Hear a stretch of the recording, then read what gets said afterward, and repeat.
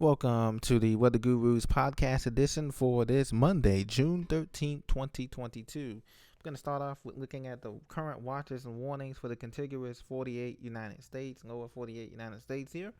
And then we can get into tropical update and some hazards and different things that we need to be aware of as we go through. Please be sure to subscribe to this channel, The Weather Guru, for the pure, unadulterated, 100% weather, all the time, whether it's watches and warnings, tropical weather, or just current weather conditions and world weather news. You want to tune in to us here at The Weather Guru.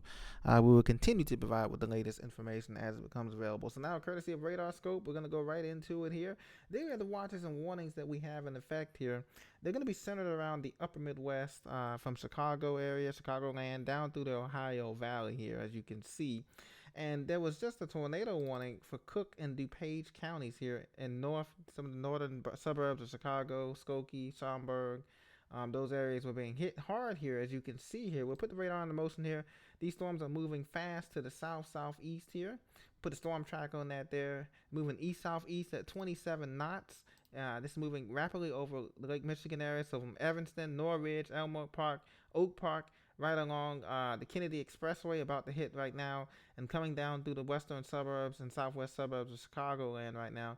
These storms had a history of producing heavy hail. As you can see, it did have a big hail core here, up to an inch of hail. There is a tornado warning still in effect for the Cook County area, and that expires in 25 minutes. Now, this is National Weather Service issued a tornado warning. It remains in effect. Tornado and 2-inch hail is the hazard reported. Radar indicated rotation is on the radar, but there's nothing on the ground that's been confirmed by storm spotters or by the NWS.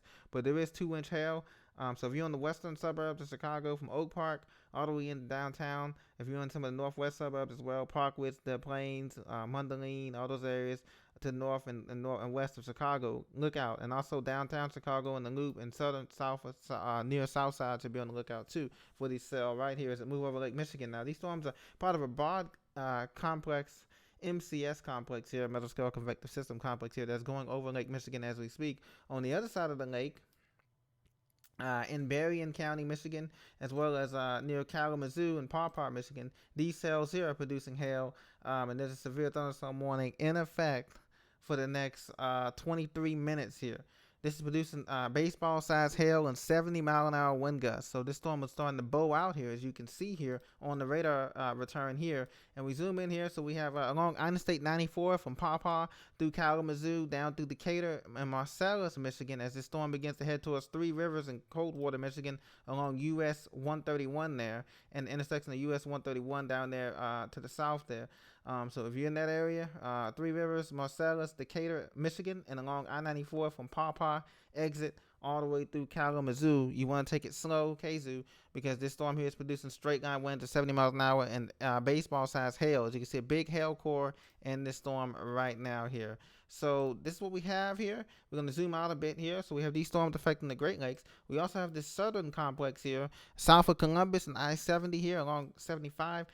Chillicothe to Portsmouth into Cincinnati area here. I'm sorry, in the southern south of Columbus area, we have a couple of severe thunderstorm warnings here for the same thing, and this is producing 60-mile-an-hour wind gusts. And this is mostly straight line winds here as this line here begins to bow out here along this front here. This kind of a gust trough front here, south of Columbus here, as you can see. And I'll zoom out here.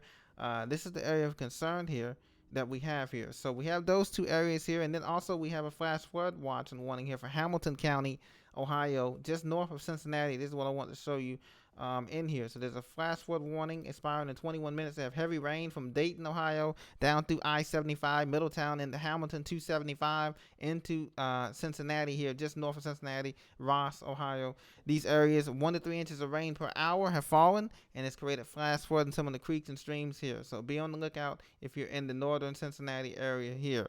The other severe thunderstorm warnings that we have across the country, if I zoom out here, we have a few warnings in North Carolina, severe thunderstorm warnings in North Carolina, and out west things look pretty good but hot. They're under a heat dome here, and then we have a few warnings in the Dakotas here for some cells that they're in the Dakotas. So we're going to switch over to the national picture here. To the tropical picture, I'm sorry. And the tropical update shows us that we have one area of disturbance down here in the southwest Caribbean Sea. Now, this is not like a Central American gyre, so that we normally have, which is broad area of long pressure. This is an elongated trough, surface trough of low pressure that only has a 10% chance of development through 48 hours, and in 5 days, the National Hurricane Center gives it a 40% chance of development. Now, that's if barring it doesn't hit land like Honduras or Nicaragua, which are very mountainous, as you can see over here. So if there's more land interaction, then obviously this is going to fade away and get disintegrated, get torn apart in the mountains in Honduras, Nicaragua, etc. But if it manages to stay off the coast and gather strength, it could become a tropical depression by Friday night, Saturday morning. And this is what the discussion is about down here, as you can see. Disturbance is expected to move northwest near the coast of Nicaragua and Honduras during that time. The system is going to produce heavy rainfall, obviously flooding in eastern Nicaragua and eastern Honduras. So we'll wait and see. The next named storm on the list is Bonnie. I don't see it becoming Bonnie. It's just too close to the coast, and it's just very disorganized right now. There isn't good inflow and outflow, and there's also some shear affecting it too in the next few days too. That we're going to see from the northeast, I believe. From the northeasterly shear coming into this system too. So that's going to affect it too. So we'll see what happens. We got plenty of days to watch it. 4 days to watch it here. In the Eastern Pacific, we do have a couple areas of interest, a 90% chance of interest of this becoming a storm. That'll be our next named storm in the Pacific. So this will be the third named storm in the Pacific coming in. And then we have one right behind it, 20% chance of disturbance, nothing going on there. And then Hawaii, everything looks clear out in the Central Pacific for them. So you can see the heat wave bubble right here, guys. We have extreme heat in the southern. There's a ridge, high pressure dome, sinking air, creating this huge heat wave from Texas, Dallas, Fort Worth, Houston, Beaumont, Corpus Christi, all the way up through Lubbock, Amarillo, Oklahoma City, Kansas City, Salina, Kansas, up through Nebraska, Omaha, and all these cities here. Temperatures well over 100 degrees. Heat index is pushing 110, 112, and Tulsa and all these other places. It's going to be extreme heat. Fire bans are on, as you can see, in Flagstaff, Arizona. It was even pushing 80 degrees, despite their high elevation of 6,500 feet. Phoenix, of course, all of these cities are going to be burning, and then high pressure is going to slide east over into the mid Mississippi Valley. We're going to see temperatures in the mid 90s from Jackson, Mississippi, through Huntsville, Alabama, and Nashville, Tennessee, and Atlanta, and even through the upstate of South Carolina there in Greenville, Spartanburg. They're going to touch 95 degrees coming up in the next few days. So it's going to be a multi-day heat event. Please hydrate if you're going outside and all that stuff. So you can see the enhanced satellite shows those showers again, once again, courtesy of weather.com. Now you can see the hazards for today. We do have those tornado warnings in the Great Lakes there for Chicago still in effect right now. Tornado watches and severe thunderstorm warnings, and highlighted in the yellow and the red up along the Great Lakes. So be cautious. This is going to slide into the Ohio Valley tonight, and also into the Northeast, and the Mid-Atlantic and part of the Northeast tomorrow morning. So on the rush hour tomorrow morning, anywhere from D.C., Baltimore, and a little bit of Southeast PA. And down into Virginia from Richmond over I-64 to Charlottesville, that area, and then West Virginia, Charleston. You're going to wake up in the morning from the rush hour commute from 6 a.m. to about 8 a.m.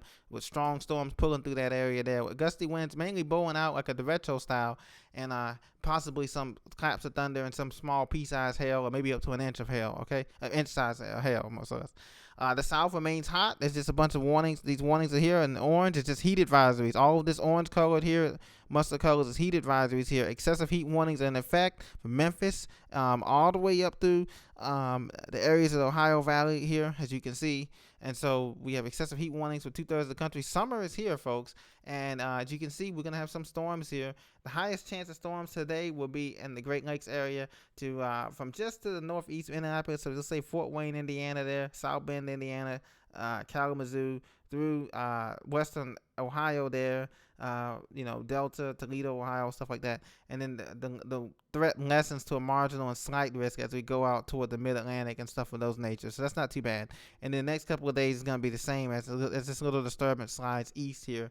Okay, so this is the effects that we're going to have to look for. This has been your Weather Guru outlook for today, Monday, and tomorrow, June 14th, Flag Day tomorrow, 2022. Thank you for listening to the Weather Guru. Please be sure to subscribe, and we look forward to seeing you again on the next episode. Take care.